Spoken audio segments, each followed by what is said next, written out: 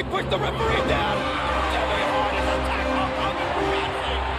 Did he fall off the roof? It hit his head. And the Yeti! Look at the size of that man. Luger, look at Luger. Luger stopped it, Savage. And Hogan is still in the clutches of the giant. Those big massive arms are still wrapped around Hulk Hogan. Jimmy Hart, Lex Luger, they've all turned their back on the world champion. What in the hell is going on? And who is on whose side? You are seeing the end of Hulk Hogan. Welcome everyone to another edition of the Monday Night Warfare podcast. I'm JR Judy, joined by Wade Skaggs. And hey Wade, did you hear about the... Listen, okay? We're talking about Halloween Havoc. Well, let me tell you what I'm talking about. There's some Havoc in Halloween, all right. There's a serious miscarriage of justice going on. There's no Pepe on this show. And I'm going to tell you something. I'm distraught, okay? I don't really care that Mongo's not there. But the man himself, Pepe, is not there. What are you thinking? This is the whole selling point for the whole pay-per-view. This has been a horrifying opening to Halloween Havoc 1995. Clearly, Wade is a little upset going into this pay-per-view. We welcome you to a special pay-per-view edition of the podcast. I ain't welcoming nobody to nothing. Okay. Listen, it's Halloween. Listen, the gimmick for the last 2 months has been Pepe's been dressing up in costumes.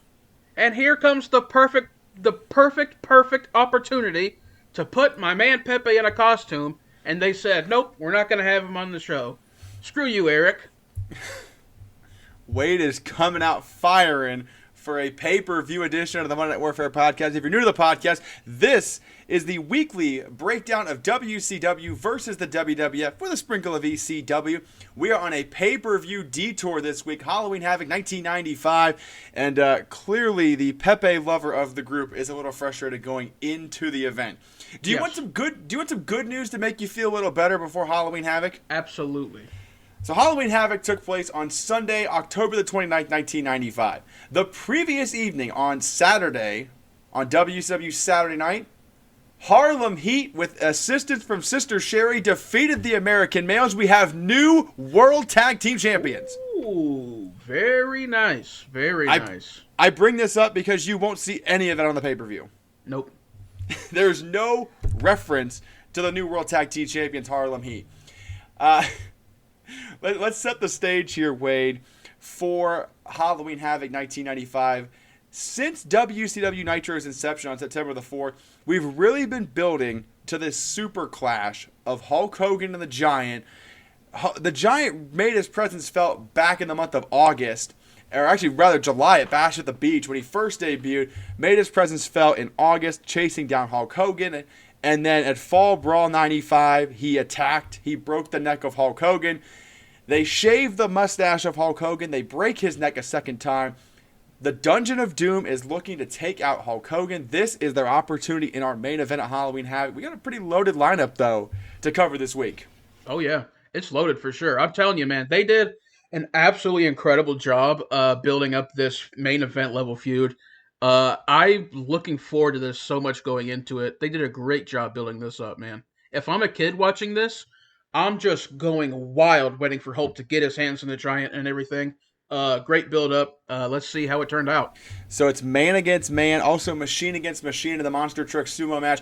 Going into this event, besides the world title build, was there anything else you were looking forward to or really kind of centered on Hogan and Giant? Oh, it definitely was because, I'd never seen the whole Monster Truck Sumo thing. I'd never seen this match, so I'm thinking like, okay, what's going to happen? I'm definitely looking forward to it. The other matches on here, I'm not really that much looking forward to. I'm looking forward to see, I guess, what happens between Lex and Macho Man. Looking forward to seeing what happens with Sting and Ric Flair, Arn Anderson, and Flyin Brian. So those things I'm looking forward to, and I love seeing DDP and Johnny B. Bad also. So it's a good card. Let's get right into it, man. Well, before we get to the actual pay-per-view portion, let's run down what happened before on WCW main event, kind of the pre-show. Couple things to note here. One thing you don't see, and they kind of reference later on commentary, Bobby the Brain Heenan was seen eating sushi and drinking champagne with a gentleman. The gentleman they're referring to is Sonny Ono, who is the liaison between WCW and New Japan Pro Wrestling.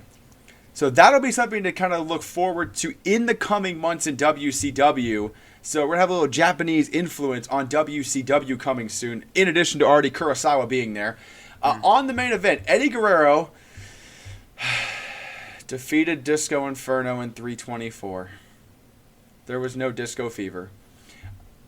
Chris Benoit and Dean Malenko defeated the Blue Bloods, Lord Steven Regal and Earl Robert Eaton in 845. Mr. Wonderful, here, ready for a downslide, defeats the Renegade in a minute 52. Yeah, what's going on with him, man? Like, he was sort of a big deal, and now I don't know what's going on with Mr. Wonderful, bro.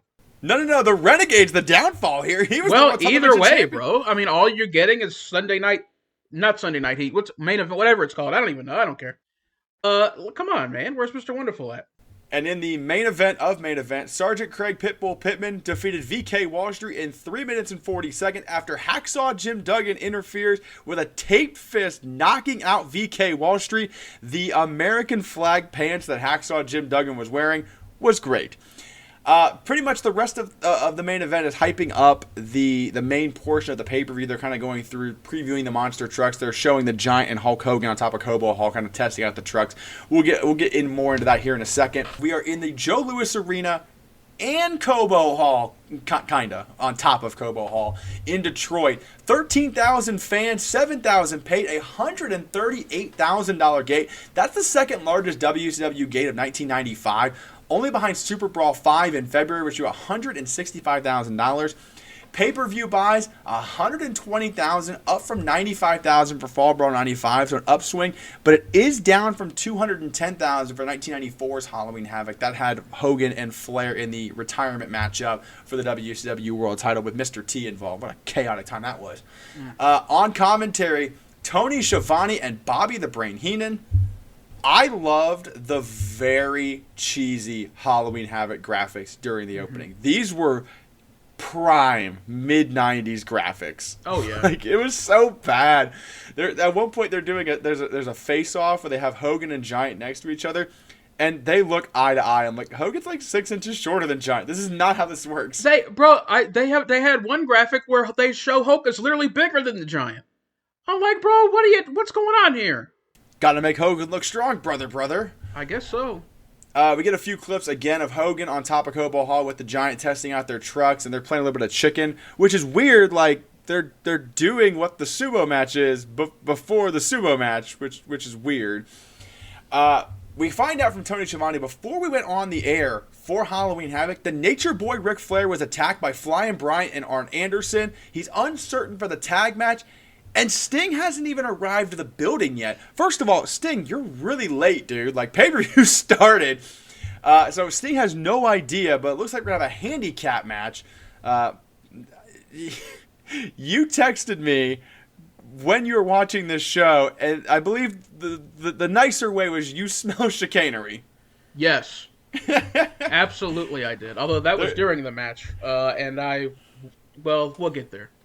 There was some Horseman shenanigans we'll get to in a little bit. But speaking of shenanigans, we start with the WCW World Television title matchup. Diamond Dallas Page defending against Johnny B. Bad. Backstory for this matchup. Johnny B. Bad had an opportunity for the U.S. Heavyweight title against Sting. Missed the opportunity on Saturday night. Yeah, it is pretty tough getting here with 4 flat tires, ain't it, Dallas? How did you know it was 4 flat tires? I said 8 flat tire! On an edition of WCW Monday Nitro, Johnny B. Bad was scheduled to face Diamond Dallas Page. Before the opening bell, DDP attacks Johnny B. Bad and steals the Bad Blaster. That's how we get here. One thing to note is the Diamond Doll Kimberly, disgusted with DDP as he makes his way to the ring holding the Bad Blaster. Yep. Johnny B. Bad's music hits. Johnny B. Bad backs his way up the entry. Wait a minute, that's not Johnny B. Bad. It's a stunt Johnny B. Bad. Because here comes Johnny B. Bad through the crowd, jump-starting DDP, a little trick or treat, if you will. During the matchup, Max Muscle tries to attack Johnny. Johnny cuts him off and gives DDP and Max Muscle a meeting of the minds. With Max Muscle in there, not a lot of brain power in that one. He's an idiot. Mm-hmm. Hey, hard to get here with 4 flat tires. What a dummy. Who invited Max Muscle? They fight into the crowd. Johnny B. Bad grabs a random rusty bucket and puts it over the head of DDP. DDP goes head first into the steel post. They talk about on commentary how maybe DDP didn't win the $13 million lottery. Maybe Kimberly won it. So maybe he isn't the $13 million man. Johnny B. Bad tries to go on the offensive. DDP drops him face first on the turnbuckle. Asks for the perfect 10. Kimberly gets no scorecard. DDP, big belly to back suplex, demands the 10. This time the 10 card comes up with a lot of disdain from Kimberly. DDP hits the pancake, only a 2 count. Johnny B. Bad blocks a hip toss, goes for a backslide, gets a 2 count, just taken out with a clothesline. I like the exchange there. Max Muscle, actually with a good assist when DDP's in a top wrist lock. He kind of holds on to DDP, kind of keep the momentum in DDP's corner. Yeah. Max Muscle paying dividends there. He gets on the apron, allowing DDP to choke Johnny B. Bad with his wrist tape. Again, Kimberly is very upset. Oh, yeah. During She's not this happy matchup. with what's going on here. Johnny B. Bad escapes the back suplex, can't follow up. Eventually gets to a series of atomic drops on Page. Nice flying head scissors to take him down. Comes off the top rope, big double axe handle, and Kimberly gives him a 10, and the crowd blows up for this. Oh, like, yeah. Such a little thing in the match, but it's such a good build-up. Yep. Johnny B. Bad with a big sit-down powerbomb, only gets a 2 count. DDP counters a hip toss with a big DDT. He calls it the Diamond Dream. I don't remember the Diamond Dream being a thing. Diamond Dallas Page tries for his favorite move on the planet, the Diamond Cutter, but DDP holds onto the top rope. Johnny leg scissors Page all the way to the floor, hits the Bad Day over the top on DDP and Max Muscle, follows up with a slingshot press, only gets a 2 count. Johnny goes for the Tutti Frutti. Max Muscle gets on the apron, grabs a hold of Johnny. DDP goes to swing, almost hits Max. Johnny gets a roll up, only a 2 count. Crowd's really into this finish. And then DDP sends Johnny to the floor. Johnny sends Max into the post. Max accidentally hits DDP. Johnny hits Max. What a terribly great sell by Max Muscle on the apron. And then Johnny covers Diamond for the pin and the win to become the new World Television Champion. And the Diamond Doll Kimberly could not be happier. Yeah, she's really happy about this. And let me tell you, I'm disgusted. I'm disgusted with her. Okay? You should be happy. Or no, you should be sad. The match goes 17:01, and that was a fun match, but man, was it overbooked at the end. Yeah, it was for sure. Let's talk about the end, okay? Max Muscle accidentally hits... What I'm really concentrating on, is Max Muscle accidentally hits DDP. He hits him with like a clothesline. It's the weakest clothesline I've ever seen. Like, Max is on the apron, DDP is right inside the ring. He hits him with just this garbage clothesline. DDP falls and gets pinned from that. Like, yeah, Max Muscle's a big, strong dude, but it was the weakest clothesline. I'm supposed to believe he got pinned from that? Dude, there's no way, bro. There's no way. I will say, Johnny B. Bad is great. I love him. It's a great character. He's so tremendously over. I'm at a loss for why he didn't become a bigger star in WCW long term. In a couple years, he'll be in WWF feuding with freaking Butterbean. Like, I don't know why he wasn't a much bigger deal long term in WCW. I mean, if it makes you feel any better, in like 6 months, he's in the WWF. That makes me feel worse. Yeah, well, I mean, to be fair, I don't think that Johnny B. Bad works in 1997 with the NWO still around. I guess you could say that, but let's be completely honest. His gimmick is not really too terribly far from, like, Macho Man. You know what I mean? True. He's, like, with the flamboyant, like, outfits. He's got the big cape thing on and stuff. So, I don't know. I guess you're right, though. Speaking of the Macho Man Randy Savage, we go to our next matchup. It's the Macho Man Randy Savage against the Zodiac of the Dungeon of Doom. Let's take a little backstory of this matchup, Wade. So, ever since September the 4th, when Lex Luger made his debut on WCW Nitro in the Mall of America, the Macho Man Randy Savage has had some trust issues with Lex Luger. They tried to sort him out at War Games, just infuriated the Macho Man. The conflict brews.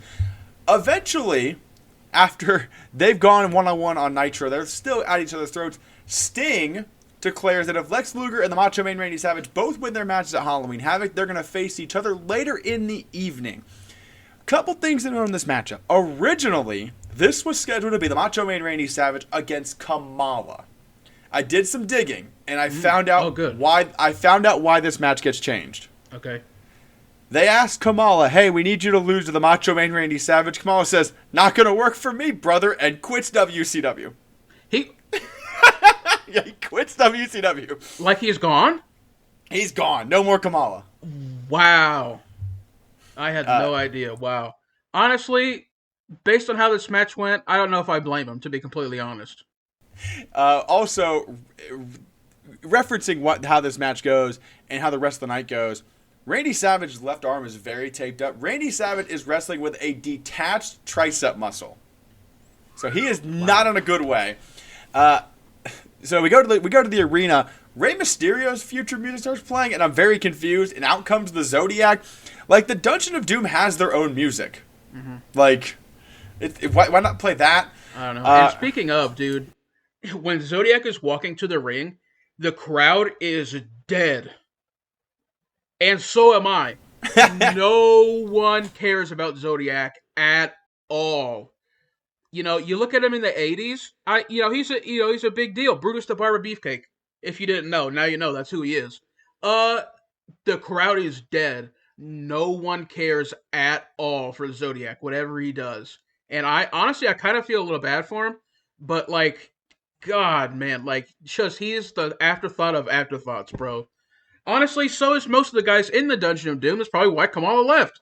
He about to lose a match in 1 minute to Macho Man. I don't blame him for leaving. Yeah, Zodiac is just a complete afterthought. Give Zodiac like 6 months and just watch what happens to him. Oh, no. On his way to the ring, Macho Man Randy Savage finds a nice ring attendant and whispers sweet nothings in her ear. Don't tell Elizabeth! Savage jumpstarts the match on the Zodiac, and just as he starts, a fan jumps into the ring and gets manhandled by Randy Anderson. Good for you, Pee-wee. Yeah. Bruh, I was so not expecting. I didn't know this was going to happen. I had no clue, and it was so weird because, I see a guy jump in, I'm thinking it's a wrestler.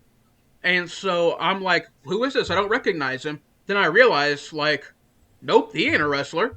And Randy is completely nonchalant. He doesn't care. He just keeps going after Zodiac, and he's like, he just can't be bothered. He just keeps walking on. He looks back and he's just like, all right, whatever, and I'll keep going. The ref handles it all great. But Macho, it was so funny to see, because usually a match would like stop. A lot of the times a wrestler would get a shot in on him, like we saw at the Hall of Fame a few years ago or whatever. But Randy just didn't care at all, and that was funny to me. As a wrestler, I would like to say, don't get in the ring, dummies. So when the fans in the ring, Savage and Zodiac go to the floor, as they rightfully should. You can even see the cameramans telling them, like, hey, stay on the floor, like, wait a second, while they're detaining this guy. They eventually get back into the ring. Zodiac slams the Macho Man, goes for a splash, and misses terribly. You can see in the background, this guy's being arrested as the Macho Man goes to the top rope. Macho Man hits the elbow drop, and a quick win for the Macho Man. Tony Schiavone on commentary says, it's good news for Randy Savage. This match didn't go 25 minutes. It's good news for me, too. Yeah, it's good news for everyone. There's no doubt. Yeah, man, this is the most... minutes of the Zodiac. The heck are you thinking? God, dude, yeah. So it's good that he will stay limber for his match against Lex. Lex will have the opposite problem, but we'll get there eventually. We go backstage. Mean Gene Okerlund is about ready to interview the new World Television Champion. Before that, Mean Gene plugs the hotline, 1-900-909-9900. Oh, he's overheard Jimmy Hart talking to a man he used to represent another wrestling federation. $1.49 a minute. Get your information now from the hotline. Johnny Bad says there's going to be a celebration in the Motor City, and gives a very motivational speech previewing his future career as a great motivational speaker. Yep. That's about all that one. That was that was an awkward promo. That was, but it was so funny because, dude, this promo actually cracked me up because him and Gene just start talking about, like, hey, we're going to go out and have fun tonight after the show. They're like, we're going to, I can't remember what restaurants he said. We're going out to this one place, and I'm, eating sushi or whatever it was that he said. It was so funny. They're like, I'm like, bro, these guys are making plans. Do it after the interview. What are you talking about? He's like, we're going to go have drinks at this place. I'm like, and this is Mean Gene talking. It cracks me up thinking about Mean Gene and Johnny B. Bad out in Detroit in the middle of the night getting drunk and whatever. Absolutely cracks me up, man. For two guys who are very charismatic, they both do not click on the mic together. It's weird. About the hotline though, is it a spoiler for me to ask you like who that was, what that was about? Because I have no clue. So I have a guess of who it is, Okay. and I think it is a spoiler for later, but I don't actually know who this becomes. Okay. I have a guess, but maybe we'll dig this up on the hotline later. Or we'll see if they mention it tomorrow on Nitro, maybe. They probably won't. I think you figure it out in the main event. Okay, But yeah. again, this would involve some digging into early 80s wrestling. Because I have an idea. We go to the commentary desk, and they are previewing Hawk against Kurasawa. The one thing I wrote is right in between Tony and Bobby, there's a very, very happy and distracting dad who is just like, hey, I'm on TV. And his kids are like, oh my gosh, that's our dad. So we get ready for Kurasawa with Colonel Rob Parker against Road Warrior Hawk. Backstory on this one, wait, at the Clash of the Champions in August, Kurasawa broke the arm of Road Warrior Hawk. This is finally the culmination of this matchup. Where the heck is Sister Sherry? I was wondering the same thing, man. I kept thinking the entire time that she was going to come out, and she never did. She kept pulling pictures out of her pants about the Colonel on Monday, and then Yeah. there was no sign of her. Hawk jumpstarts the match, attacking Kurasawa. Hawk with a big flying shoulder block and a neck breaker. Hawk is really dominant in this matchup. Almost 95% of this match is Hawk. Hawk hits a massive powerbomb, then Colonel Parker grabs the leg of Hawk, allowing Kurasawa to take control for 3 seconds. Kurasawa misses an elbow drop, and then Hawk clotheslines Kurasawa over the top to the floor, and then Hawk, out of nowhere, unprovoked, like a jerk, attacks Colonel Parker. Kurasawa sends Hawk into the ring post. Kurasawa slams Hawk, hits a Samoan drop, puts his feet on the ropes, gets the added assist from the Colonel, and Kurasawa gets the win to no reaction. And then Hawk gets up and no-sells it. 3 minutes and 15 seconds. There you go. They built up this as revenge so much, and this is a pay-per-view. So I'm thinking Hawk's got to win this, right? Do they keep feuding after this? I have no clue. Well, then why did he lose? Listen, I don't know. Anyway, This Road Warrior Hawk. What I cared more about this was something. This kind of highlights how little I know about those older days in '95 and before. Bobby the Brain Heenan said that Colonel Parker got his hat from Richard freaking Petty. Mm-hmm. Is that true? That's been the gimmick they've run for a while. That's the lucky hat from the Colonel. But that there was no like Richard Petty wasn't on the show and gave it to him or anything. Oh, I don't know. If it was 94 when the Colonel broke in, so I don't know. That would have been huge, bro. That would be so cool. But I just love how Colonel Parker's my only attention. I only care about the Colonel in that match. Yeah. So that's our second and match. whether Sherry's going to come in or not, which she Yeah. didn't. One down, one to go. And you know what? I beat the Zodiac, yeah. And we had even a little audience participation, yeah, because I'm wild, yeah. And I'm going to tell you something, Hulk Hogan. I heard what you said about me a few days ago, yeah. And I don't think that you can separate business from friendship. I'm your friend. But if I ever see you in the ring, I can beat you, don't you know? Yeah. Jeno, Your mustache is crooked. your beard is a little sideways, too. The Giant in the Dungeon of Doom truck and your good friend Hulk Hogan in the Hulkster's Monster truck. My curiosity is killing me just like a cat would be killed by the curiosity. That was our second match that went under 5 minutes. Let's do another match that goes under 5 minutes because we go right to Sabu against JL. They go 325. Backstory on this one, Sabu beat Mr. JL on Nitro a few weeks ago. Yeah. And then they fought some more. Mm-hmm. So pay-per-view build. First of all, when did JL lose the Mister? Why is he so informal anymore? I was He's now thinking the exact same thing. the original Sheik comes to the ring carrying a freaking sword. It looks very real. Like a real Arabian-style sword. It was pretty cool. Let me tell you something.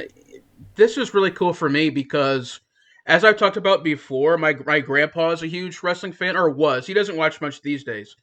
But back in the 50s, 60s, 70s, he's told me about guys like Gorgeous George, which we talked about before. And he mentioned the Sheik. And so it's been a long time ago. I'm young. I'm thinking he's talking about the Iron Sheik. I'm like, oh, the Iron Sheik, that's cool. And he said, no, not the Iron Sheik, the Sheik, which came around before. So hearing stories about the Sheik back in the day from my grandpa and stuff, it's cool to see him here because I've never actually seen him in wrestling before. Yeah, the Sheik was one of the original wild men, especially in the Detroit area. So nice little touch there. Another jump start to this match. Like, man, this is the third match where we're jump starting a match, and we're only 3 matches in. JL hits an enziguri on Sabu, sends him to the floor. We're about to go rapid fire because there's a million things that happen in 3 minutes. Sabu sends JL into the guardrail, hits a springboard moonsault that takes out JL and the Sheik. Like, holy dive. JL answers back with a huge dive from the top rope to the floor on Sabu. Sabu gets launched up to the top rope, lands on his feet, misses a moonsault. JL answers with a moonsault of his own, just a 2 count. JL with a big sit-down powerbomb, just a 2 count. Sabu avoids JL in the corner, follows up, slingshot, leg drop, and he lands right on JL's head, like butt to face. At one point, JL German suplexes Sabu off of the top rope, still only a 2 count. Sabu hits JL with the top rope victory roll, which has been his finisher in WCW, just a 2 count.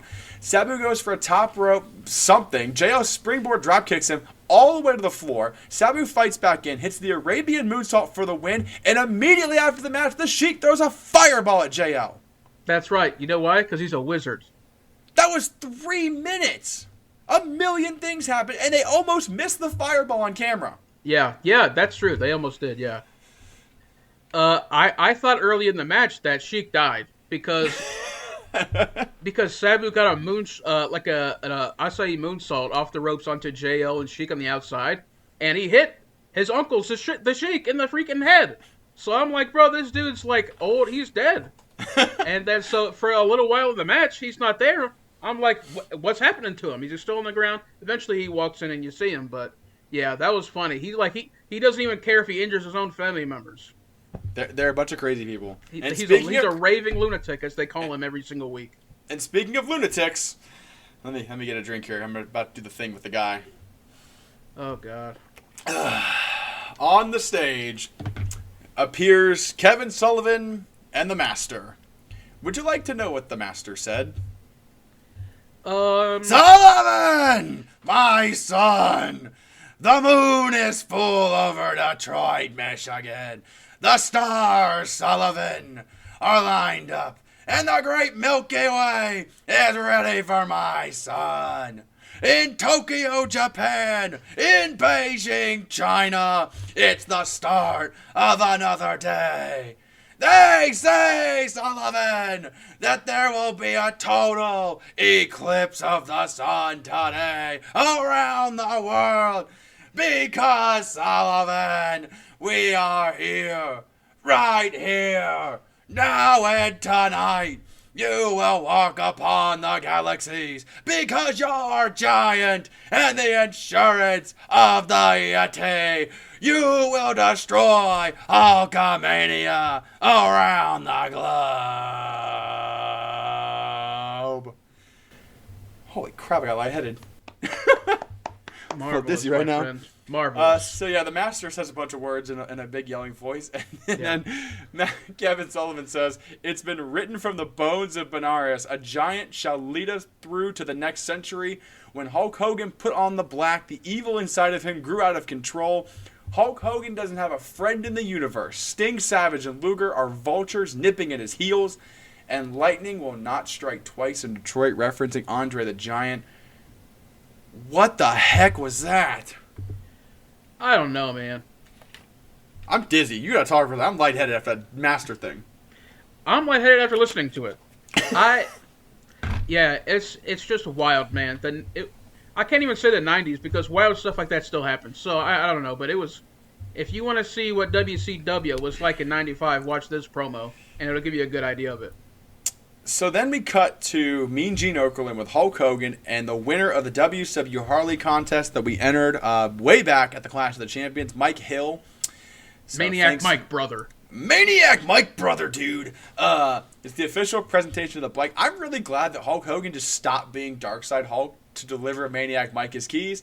Yeah. At one point, Mean Gene Okerlund just under his breath goes, "I could use an extra exhaust pipe myself." Me too, Gene. Hulk Hogan says he's going to ride that giant through the saddle of the night. What the heck does that even mean? No idea. Like, I don't even know what's going on anymore. I don't know. This was a cool segment, though. Kinda. Like, everybody from Harley was awkward. Yeah, we talked about the Harley Davidson sweepstakes before here on the podcast. So I never thought that we would actually see them in person. Them giving the bike to the guy. That was really cool. They made a big deal about the fact that he was going to drive it all the way back down to Alabama, brother. So Freaking that was, October. It's still getting a little chilly for a bike ride. It's almost November. Yeah. I thought it was a cool segment, really, to see them. Yeah. So then we go to a commercial. WCW has declared war. The next time we're on pay-per-view is Sunday, November the 26th. WCW presents wrestling's biggest battle royal. 3 rings, 1 giant in each ring. The 60-man World War III with the winner getting a World Heavyweight Championship title shot. Have you ever watched the World War III before? Yes, I watched it with you one time. I think it was like 97 or 98. I watched it on DVD. And it was awesome. I honestly, bro, I am psyched for this, man. The World War III is such a cool idea. I wish they do it again now. I mean, they do War Games in NXT, Great American Bash. They should do World War III, either there or just somewhere. I think it's a cool idea. There, at one point, I can't remember who it was. There was some independent company that did a 3-ring, like 100-person battle royal. Like, it's just so many people.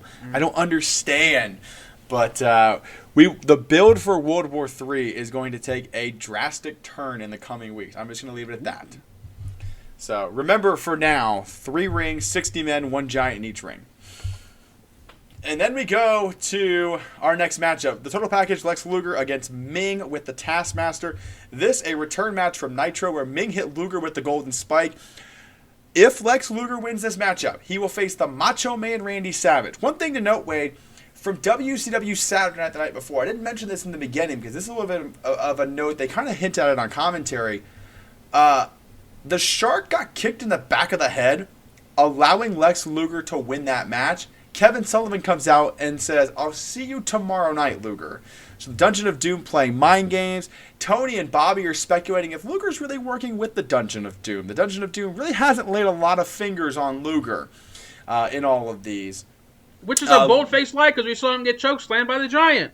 I mean, Meng spiked him in the throat. Yeah, I'm sitting here listening to this, and I'm like, bro, what are you talking about? Luger catapults me across the ring into the top turnbuckle. Kevin Sullivan's at ringside, and man, does he look bored. Yeah. Luger slams Meng's head into the turnbuckle with little effect. Super Samoan head. Follows up with a boot to the face. That one staggers Meng. Luger sends Meng over the top rope with a clothesline, and then Luger attempts a back suplex. Meng counters with a crossbody, gets a 2 count. Meng hits Luger with a massive pile driver, gets a 2 count. We go to Kevin Sullivan. He looks even more bored. And then Meng slows the pace down.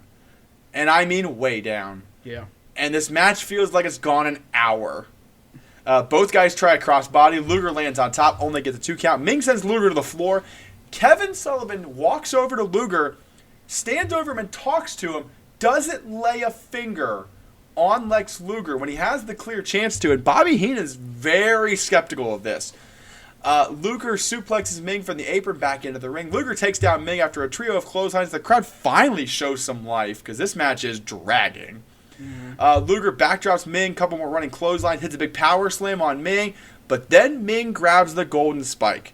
Meng jabs Luger in the throat right in front of Nick Patrick, the most powerful referee in the world, and he does nothing. Yep. Just no care in the world. Meng goes for the pin. Kevin Sullivan kicks in lightly, and I mean lightly, kicks Lex Luger in the side of the head, causing a disqualification. Lex Luger gets the win in 13-14 as Meng shoves Kevin Sullivan in disbelief. Yeah. The match took 3 weeks to do. Yeah, I honestly, when you said it was 13 minutes, I was shocked. I thought it was like at least 20. Is this match still going on? I think so. Holy crap! What a long man! And what a waste! Like if you're gonna do the DQ, just punch him immediately in the face. Yeah, that's a very good point. Especially I don't know. Especially knowing what happens later, punch him in the face in the beginning. Like what a disaster! Oh, man. 13 minutes of my life I had to go through with that. What a match! It felt like twice as long. There's a couple things I want to point out to you, my friends. Oh boy, here we go. First of all, actually, let me say one good thing. Well, maybe it's not so good to them. That the match ended? Yeah. if you want to know what was so different about wrestling back then, different from now, um, a couple times in this pay per view you see it. Well, Kevin Sullivan and Meng are walking down the aisle. People in the stands are throwing stuff at them, are throwing trash at them, and you never see. And it happens later. It happens in other shows. Bash at the Beach is a big one.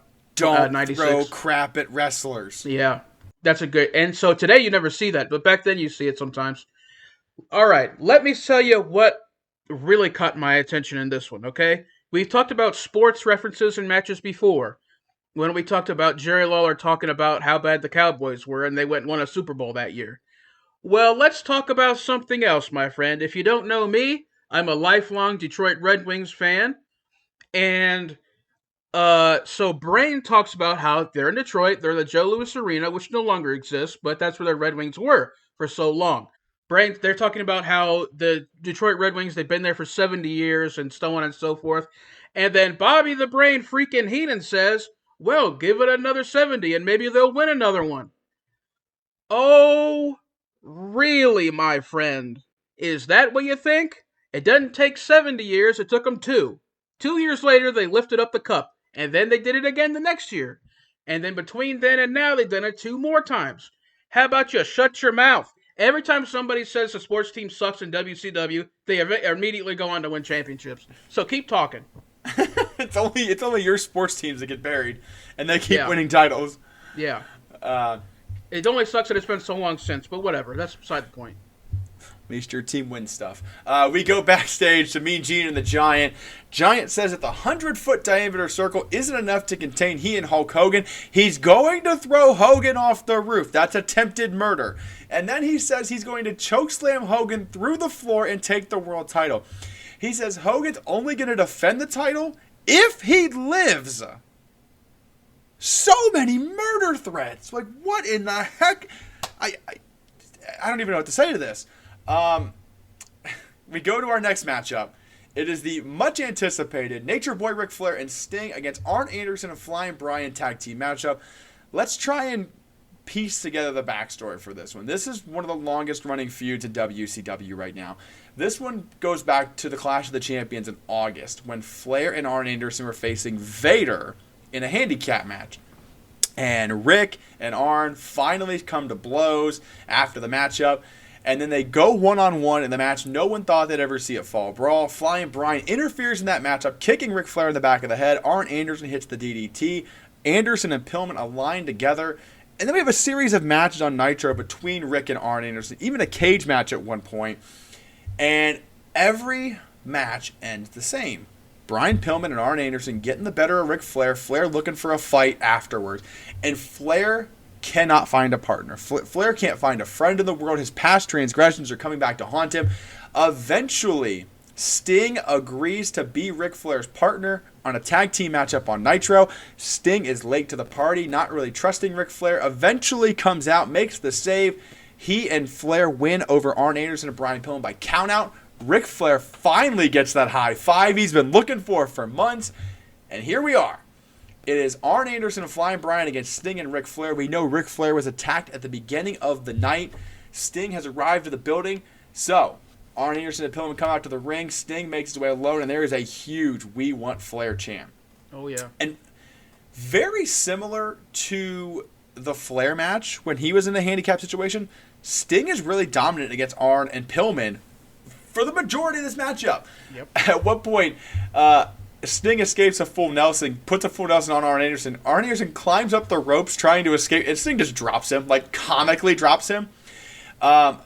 Sting, it's baffling how much offense he really gets in if you really think about this matchup. The amount of times he's forcing Pillman and Anderson to retreat and regroup on the floor is shocking. Pillman slaps Sting in the face, lures him outside. This is obviously a trap by the Horseman.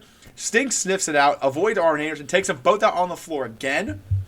Pillman tries the handshake. Sting doesn't trust that. Military press slam on Pillman. So again, every dirty tactic that the Horsemen are trying, Sting's all over it. Pillman goes to the top rope. Sting catapults Arn Anderson into Flyin Bryan, sends Pillman crashing into the guardrail after that. And then, finally, The Horsemen take over. Arn Anderson with an old Anderson cousin tradition. He throws Sting into the head of Brian Pillman, sacrificing his own partner. And the Horsemen take over. But just as Arn takes control, here comes the Nature Boy. Dressed in his street clothes, big old Band-Aid on his head. And Flair's trying to get a hold of Arn Anderson. And the referee comes over and kind of separates them. This gives Pillman the opening to attack Sting on the floor. Flair keeps trying to get into the matchup, and it really just deters Sting every time he does it. It's causing chaos for his partner. I did like at one point, Arn Anderson has a chin lock on Sting. Flair comes in and hits Arn in the butt with a shoe.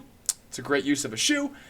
The Horsemen try the rocket launcher at one point. Sting gets the knees up. Pillman eats a hard landing. Sting is almost to the tag. Arn holds him off.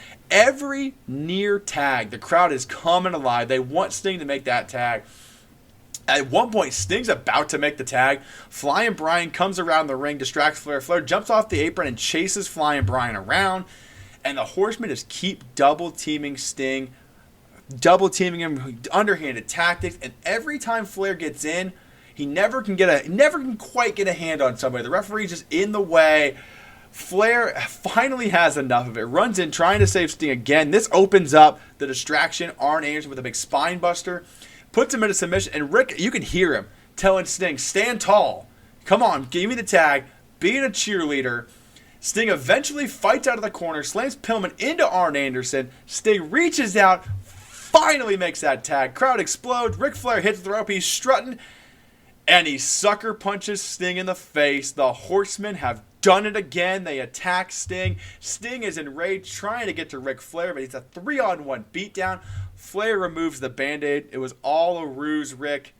Why is Sting the most gullible babyface of all time? This is the second time in 5 years that the Horsemen have tricked Sting. Like, he fell for this in 1990. Like, they did the same thing to you, dummy. They start throwing garbage in the ring. The match is ruled.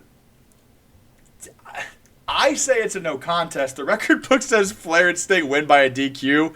I don't understand. I don't understand either, dude. Regardless, it's 17 minutes. It goes in no contest. I love the match finish. I'm not going to lie.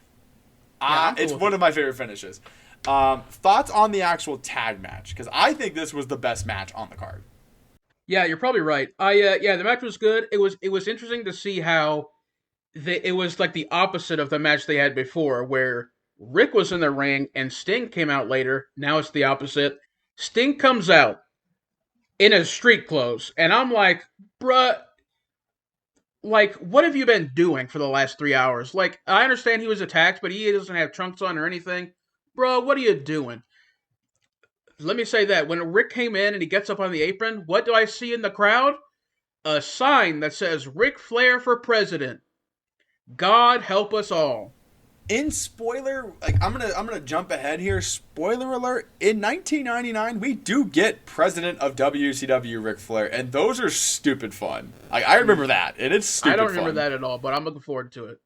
So the whole as this was going on, since we've been watching wrestling our entire life, I sniffed this out from a mile away because I didn't know this was going to happen at all. I knew the Four Horsemen would be back together by 96. I just didn't know when. So I sniffed it out from a mile away. I just sensed it, bro. And I texted JR while I was watching this.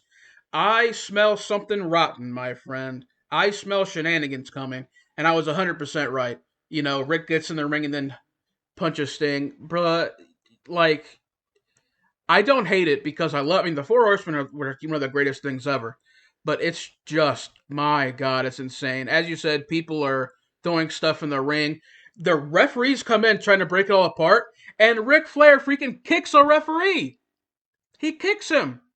Like, he's going to get suspended or something? Probably not, because he's Ric Flair. But, it's wild. This goes back to the fact that Sting is the dumbest babyface in all of wrestling. Like, it is just a running theme, and like we're gonna see it more and more. Like, he's part of the Hogan getting turned on, and like 98, 99, like Sting gets turned on for being just a dumb babyface. He is like too nice of a guy.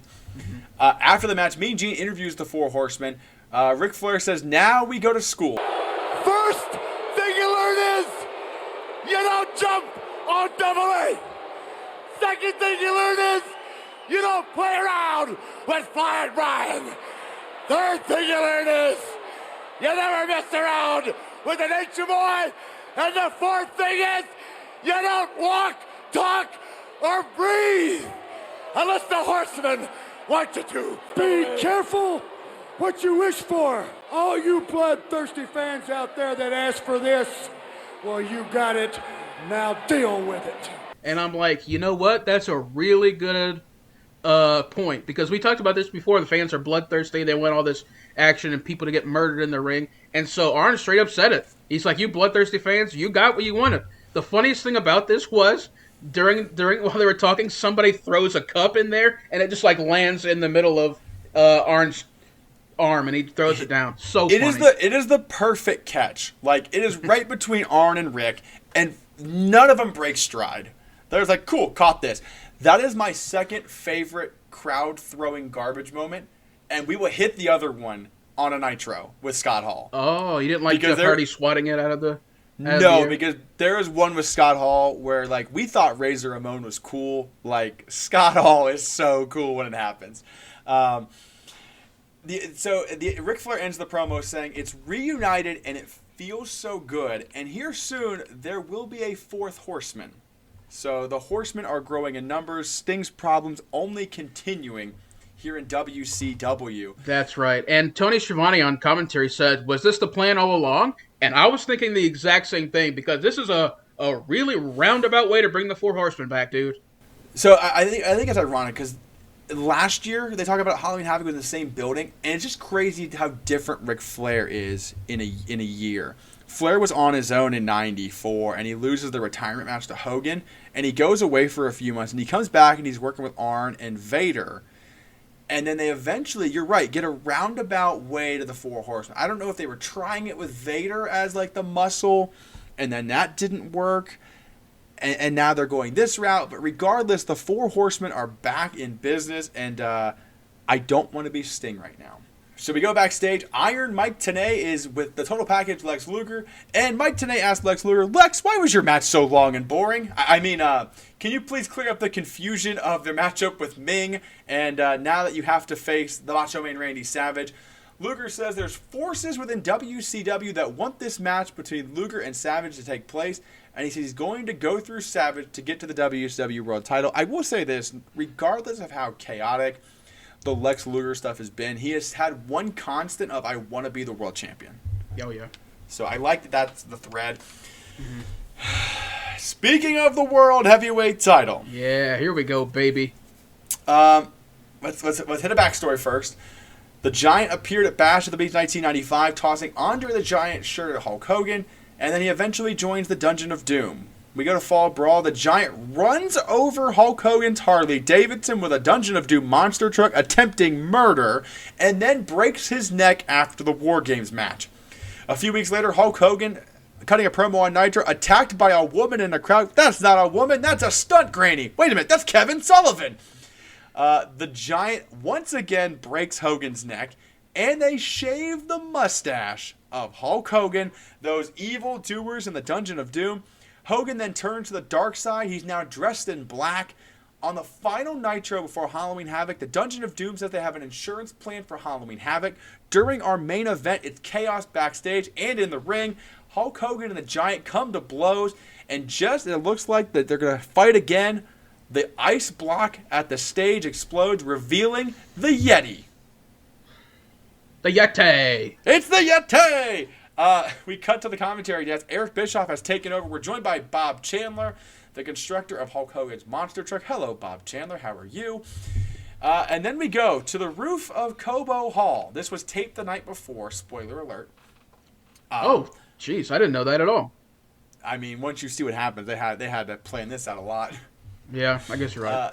So Here are the rules for the first ever monster truck sumo match. Wade, the only way to win the match is to push the other truck completely out of the circle. That's both sets of axles. They said there's 2 randomly placed explosive charges hidden on the roof of Kobo Hall. This seems super safe. They talk about how there's a co-pilot in each truck because each axle is steered different. I don't know anything about monster trucks. I went to Monster Jam once as a kid. Like, I don't know anything about it. Yeah. I met Gravedigger. Like, that's nice. That's all I got. Nice. We get a face-to-face between the Giant and Hogan. Like, this is a very UFC face-to-face, but now there's just monster trucks. Can you imagine, like, Tito Ortiz and Chuck Liddell getting ready for a fight, and there's just monster trucks behind Bruce Buffer? That's a visual I need. Honestly, I might be more likely to watch it, to be honest with you. So the match begins. Eric Bischoff is very enthused on commentary. And there's lots of pushing. Oh, yeah. And some more pushing. And more pushing. And they circle. And the Giant pushes Hogan's back tires out, but not the front ones. That's a false finish. And then the Giant again pushes Hogan back. We get 2 tires out, and then they hit one of the charges. And it does nothing. Like, Bob Chandler, like, before, like, or during the match is like, yeah, if they hit one of those charges, like, the hydraulics could go out, the water line could break, they could blow up the truck. Nothing happens. Hulk with a big counter swing, and then he pushes the Giant. Why am I talking about it like it's a match? Like, Hogan pushes the Giant's truck out of the frickin' circle. Like, that's it. Like, it was a cool visual, but it was so long. It was, honestly, I thought it was great, dude. I thought this. I'm watching this as a 5-year-old in my head. The child inside of me is still alive. Okay, mine's dead then. This would have been so much fun to see back then. I wish I would have. I would have loved it. Honestly, I thought this was just fun. You know, like, I know it may not be your favorite thing in the world, but I'm watching this thinking about if I would like it as a kid, and I just thought it was fun. Okay, well then let me ask you a question. Did you as a kid like the post-match where the Giant immediately gets out of his truck, throws a tantrum, chases Hulk Hogan, backs him up towards the edge of the building, grabs him by the throat, Hogan counters, breaks the grip of the Giant, and the Giant falls off of Kobo Hall, and they cut to the Detroit River because he fell off the building. They pushed a man off a 5-story building, and they say he landed in the Detroit River. Well, guess what? I did some research. I went on Google Maps. I looked up what is now Huntington Place. It's the former Kobo Hall. Do you know how far it is from the edge of the building to the Detroit River? It's 275 feet. That is almost a football field that Hulk Hogan would have had to throw a 500-pound man off of from 5 stories up to hit the Detroit River. And then Hogan is terrified. Like, oh my gosh, he fell. I need help. Yeah. He's dead.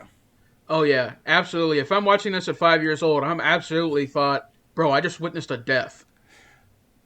At least WCW paid off their promise because they both said they were going to throw each other off the building. That's true. I never saw this coming at all because you're absolutely right. They talked about, I'm going to throw you off the roof and stuff like that. So I'm going into this watching. I'm like, there's no way that's going to happen. Nobody's getting thrown off the roof. Okay, this is 1995. Nothing that insane's going to happen. Well, I was wrong. The Giant fell off a freaking roof, and it was awesome. They sold it incredibly well. They show them back on commentary. These dudes are freaking out. You would have thought, like, for real, he just died. Bobby the Brain Heenan is freaking out because we know, he had a history with Andre the Giant. And so because of that, he is losing it, bro. For the next 20 minutes, until the next match starts, he's into the world title match starts, he's losing it. I like the fact that at one point Bobby asked Bischoff, what side did he fall off, the parking lot or the water? And Bischoff says, what difference does it make? And just the frustration on Bobby Heenan's face.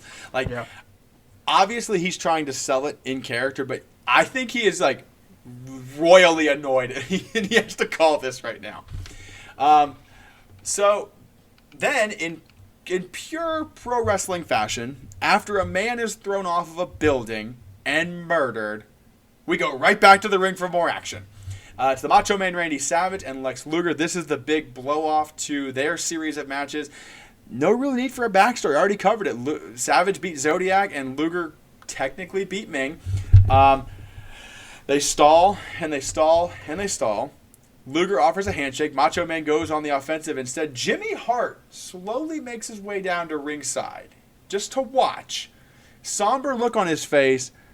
And my thought is, you are managing Hulk Hogan, and your client just murdered somebody. I would be calling Johnny Cochran at this point. Yeah. Like, Savage comes off top rope, double axe handle. Luger cuts him off. Luger knees Savage in the face.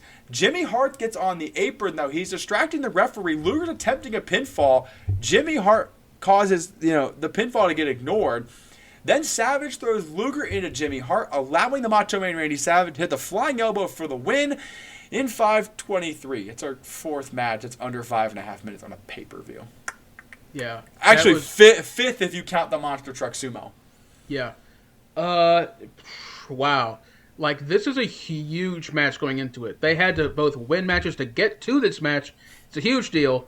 I expected this match to be much longer, much more intense. It just wasn't, like, I just didn't care about this match, dude. Like, I mean, I care about the characters going into it, but the match itself, I'm like, this is a completely forgettable match. Yeah. It builds to the main event, but it doesn't do anything for me here. After the match, we go back to the commentary desk. Bobby and Tony are at ringside, and Bobby is going ballistic. No, not Buffer. What's going on outside? They have not been told outside, okay? How long does it take to get outside? I'm not going to sit here and argue with you. You walk out the building, you go outside. You go out back, you go outside, and you see what the hell's going on. That's what you do, Shivani. You don't worry about Buffer. You don't worry about a bunch of guys in a truck. Do I have to go? That's the best thing that's happened to me all night. Keep going. Nothing yet on the Giant. We have no idea if he's going to show up or not, if he is hurt, if he's injured, if he's in the river. I can't get outside. There's going to be 500 people standing in the doorway. It'd take me 2 hours to get outside. And this is 1995, and we have phones, walkie-talkie, communication. We can talk to astronauts on the moon. We can't find out what's going on 50 feet from this building. Now, I need some answers now. Is that a whole lot to ask for, Tony? Maybe you don't know something, pal. I'm going to tell you straight right now. You don't know how far back me and his father go. Now, this is very serious to me. I have no idea what is going to happen next. But I do know that Hulk Hogan and the Giant are now scheduled to wrestle in our main event at Halloween Havoc for the WCW World Heavyweight title. That's what I do know. Yeah, but why can't we find out anything? I mean, is it a lot to ask? Do you want me to get on my hands and knees and beg? If you want, I'll do that. I'll get down, I'll talk to the truck. I'll tell them, please, just send us some information. Is that hard to find out? I'll show you how to get to the building. Take a cab around the building. Walk outside of the building. You'll see Cobo Hall. But could someone please tell us what is going on, please? I can't help you, Brain. I'm just like you are. We both have headsets. No, you're not like I am. You don't care. No. Yeah, nobody's like you. You don't care. Yes, you can care less. Yes, I do care. Well, you don't show like you care. You keep asking me stupid questions, and you're sticking up for the other people that won't tell us something. The reason they're not telling us something is because it's bad. Because it's bad. Bobby's really selling this really well. It's a ridiculous angle, but he's doing such a good job with it. At one point, he gets on his hands and knees, and he's pleading for information and updates. Like, he's really selling this. And then we just go to the ring. Michael Buffer's in the ring. He tries to introduce the Giant. Instead, we get Darkside Hulk Hogan, who somberly walks to the ring, not dressed to compete, or so they say. Hogan grabs the microphone. He says, this wasn't supposed to happen. He didn't want this to go this way. You literally said you were going to throw him off the roof like multiple times and bury him next to Andre in Detroit. This is preempted, you murderer. Yeah. Hogan then apologizes, and the Giant arrives unfazed. Not a scratch on him. He's not wet. He's not got a leaf on him. There's no bruises. There's no dirt. Oh, yeah. He is fine. Bro, I fully expected him to be like dripping wet or something walking into the arena, but that didn't happen at all. You would have thought nothing happened. They could have done any sort of hokey crap where it's like the Master is in the back yelling at a smoke symbol, raise him from the dead, Sullivan! Like something stupid. And it would have made sense. I would have been okay with it. Yep. It's just, here he is. He's alive. And then he runs Hogan out of the ring in fear. Like, he controls the ring. So, am I to believe that the Giant has been resurrected? Is he immortal? Like, what is happening? I don't know, but Hogan had the biggest shocked face I've ever seen, dude. Like, he fully expected Giant to be dead. And then, it's like Kane at WrestleMania 20. This is the Giant's debut match. Hogan removes the bandana, reveals he has the Taskmaster's face paint on. Starts to punch the Giant, no effect. Tries to slam the Giant, can't get him up. This is a very basic Hogan versus Giant Man match, where the Giant dominates most of the match. Hogan is trying to Hulk up out of a test of strength, gets cut back down. Giant with a big body slam, misses a leg drop. Hogan again tries to Hulk up, works over the Giant for just a second. He's got the Giant in the corner going for the 10 punch. He shoves Randy Anderson just out of the way. That's a DQ Hulk. No rules. He begins to punch the Giant in the top of the head. He finally takes the Giant off his feet with a trio of clotheslines, the last one sending him over the top rope and a hard landing for the Giant on the floor. He then sends Kevin Sullivan into the Giant on the entranceway, but the Giant fights back. Big backbreaker. And here comes a bear hug. For a long time. Yep. But then Hogan fights out of the bear hug, and he gets body slammed by the Giant and put back into a bear hug. For a long time. We do the arm dropping. And Hogan gets the third arm to stab. He's fighting out of the bear hug, brother. Hits the rope and gets caught and driven with a choke slam. Like, what a huge choke slam. Yeah. But Hogan kicks out at 2. And here comes the full-on Hulk up, brother. Pasta Mania running through his soul. Big boot. Giant doesn't go down. Hogan slams the Giant with a picture-perfect body slam as the place goes nuts. If you want to play up tribute to Andre, that is a perfect body slam. Like, it looks so pretty. Hogan then goes for the leg drop, and the referee collapses. And it's later revealed Jimmy Hart hits the referee. Hogan and Jimmy Hart attempt to revive the referee, but He's telling Jimmy Hart to watch the referee. He pushed the referee down. Jimmy Hart is attacked Hulk Hogan for God's sake. the Giant then applies the bear hug, and then Jimmy Hart motions to the back. Here comes Randy Savage and Lex Luger. Jimmy Hart hits the Macho Man Randy Savage. Luger's attacking Savage now. And here he comes. And the Yeti! The Yeti appears. He marches down to the ring and applies the double bear hug. He's got a submission. He's dry humping Hulk Hogan. Yeah. There's no other way to say this. There is a man, Ron Reese, is wrapped up in toilet paper, dry humping Hulk Hogan. This is, I don't even know how to put words to this. If you haven't seen this, I honestly hesitate to even tell you to go and watch it. You've probably seen it. I haven't seen this match, but now that I saw it, I realized that I had seen like GIFs and stuff from it before. This is the weakest bear hug I've ever seen. He comes out and holds Hulk Hogan and the Giant together in a bear hug. It's not even a bear hug. He's just hugging him. He's dry humping Hulk Hogan. Oh my God. This was the stupidest thing I've ever seen. The whole thing in general, I get it. It was very, I didn't know Jimmy was going to turn on Hulk. I knew that he would be with the Dungeon eventually. I just didn't know it was right now. It was so insane. The Yeti is the stupidest character I've ever seen. The worst bear hug. This whole thing is just driving me insane. Hogan collapses from the double bear hug. He's then placed in a torture rack by Lex Luger. Luger puts the rack on Savage. The referee raises the Giant's hand. The Giant is the winner by disqualification for Jimmy Hart's interference hitting the referee. Giant then steals the world title, but even though it's announced the title cannot change hands on a disqualification, Giant stands over Hulk Hogan as the Dungeon of Doom celebrate over the broken bodies, and Bobby Heenan says, "Warm up the bedpan because Hulk Hogan's going to the hospital." We see Bobby Heenan applauding the carnage, and we sign off the air with Hulk Hogan and Randy Savage destroyed in the ring. The Dungeon of Doom has struck, and the Yeti has arrived, Wade. I don't even know what to say. The Yeti, I just can't. He's a mummy. Why I don't know. We've talked about this before. I'm not going to say it again. It's so dumb. If it makes you feel any better, he loses the Band-Aids pretty soon. I hope so. And he gets a worse gimmick. Oh, God. Well, that we'll get there in a surprise me. minute. So, Bobby the Brain Heenan says, because Hulk Hogan is so beat up, he says, what if he can't defend the title going forward? And then that makes me think some major shenanigans are going to keep happening. So, tune in next week and we'll talk about the next Nitro. I have no idea what's going to happen, but we're going to find out. I'm going to say this. You are going to be super annoyed on the next episode of Nitro. I'm not surprised. Let's go to the scoreboard because I think the scoreboard is going to change drastically next week.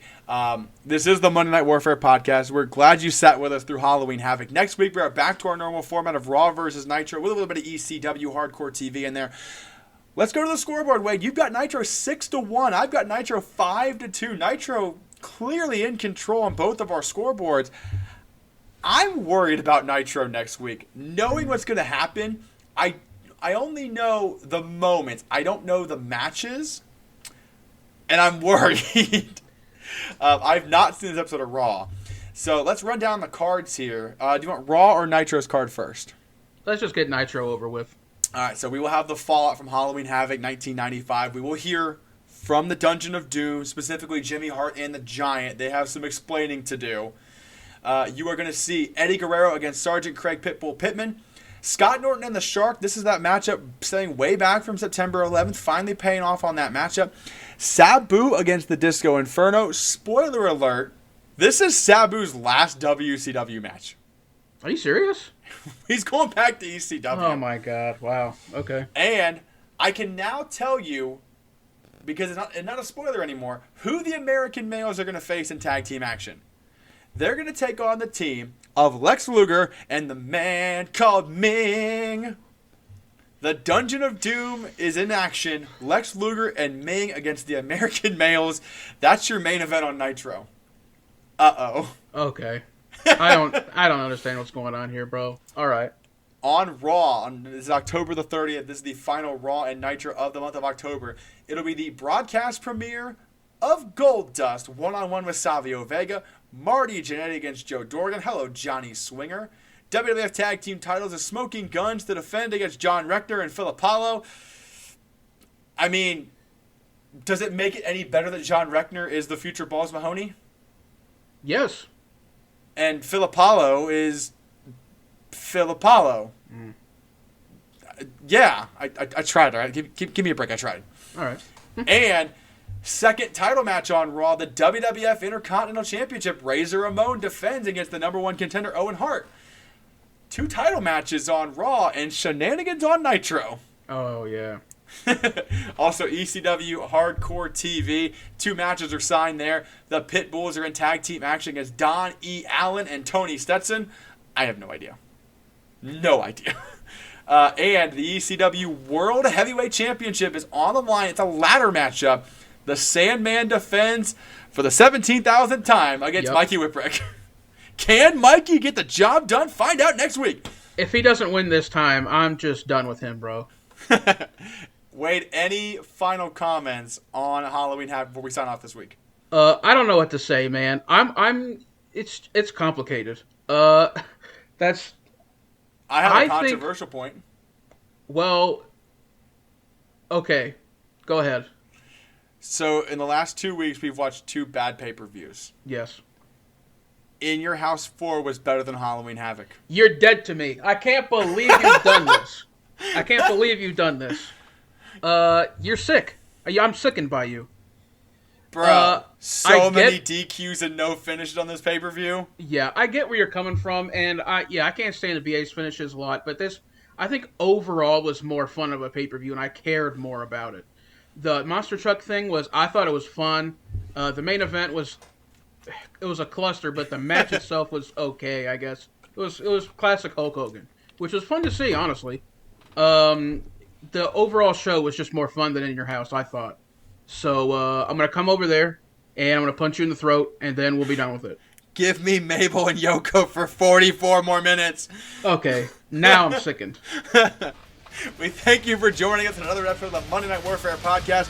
Be sure to like, comment, subscribe, follow, all the things you got to do. And we will catch you next week with another edition of Raw vs. Nitro on the Monday Night Warfare podcast.